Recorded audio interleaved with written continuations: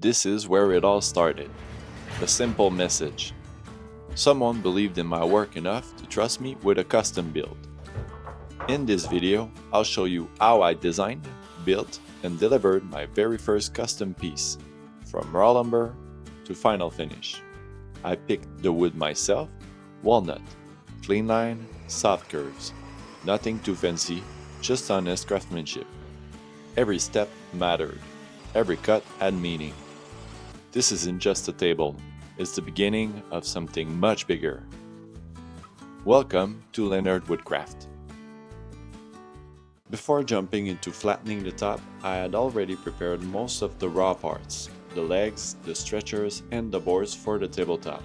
I actually forgot to film that first part, but here's where the build really begins.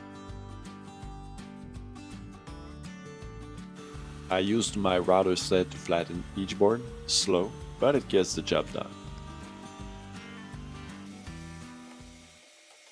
Once the boards were flat, I brought out the pipe clamps and played around with the layout. I wanted a clean grain flow and tight joints, so I took my time before committing to glue.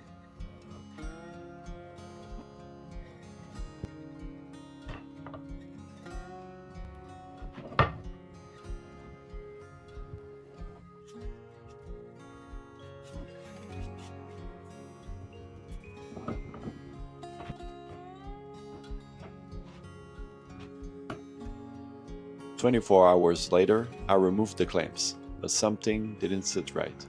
The center joint looked fine, but I wasn't confident about the glue coverage, so I made the call to cut the panel in half and reglue it properly. It's extra work, but it was the right call.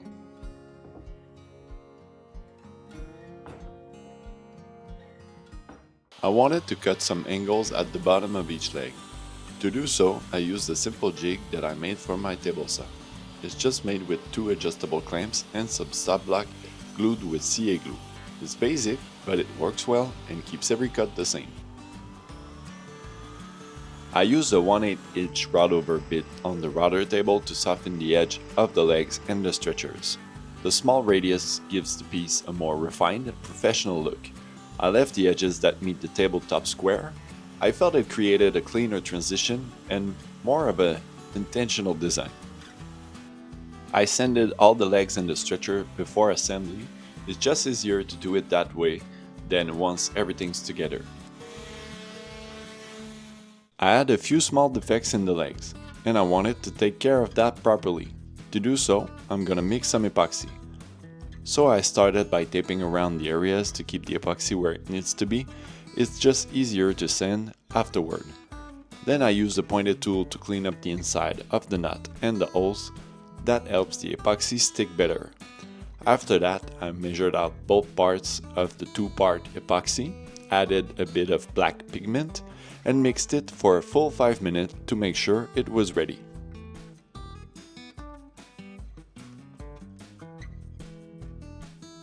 "24 hours later, I pulled off the tape and sanded the surface clean. Everything cured nicely, but after cleaning the pieces, I wasn't fully happy with the result. The black epoxy looked a bit too strong compared to the rest of the piece. I was hoping for something more subtle, something that would blend it better with the overall design.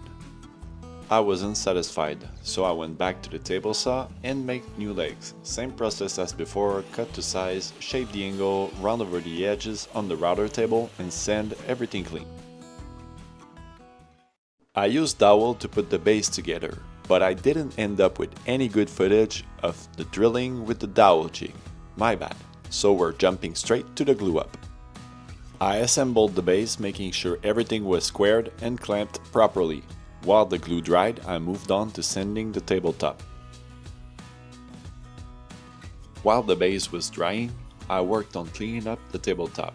I used a belt sander with 80 grit to remove the glue lines and the mark left by my router sled.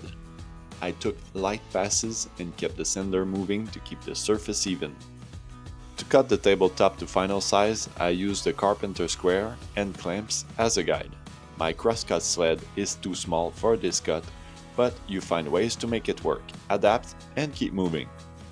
I finished sanding the top with the orbital sander all the way up to 220 grit, just to bring out that smooth, natural surface.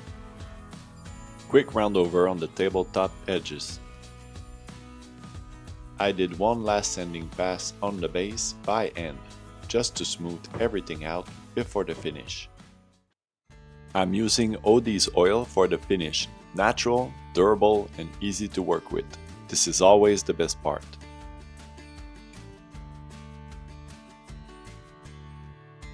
After applying the finish to the top, I moved on to the base. Same product, same process. Just taking my time to work into the wood and bring out the depth of the walnut. After letting the finish sit for a while, I buffed it in using a buffing pad and my cordless orbital sander. I like using that one for this step. Then I followed up with a dry cloth for the final end buff. Here I'm using Z-clips to attach the base to the tabletop. It allowed the wood to move over time, that way the top can expand and contract without stressing. Here I'm finishing all the sides of the tabletop. I thought it would be easier once it is mounted to the base.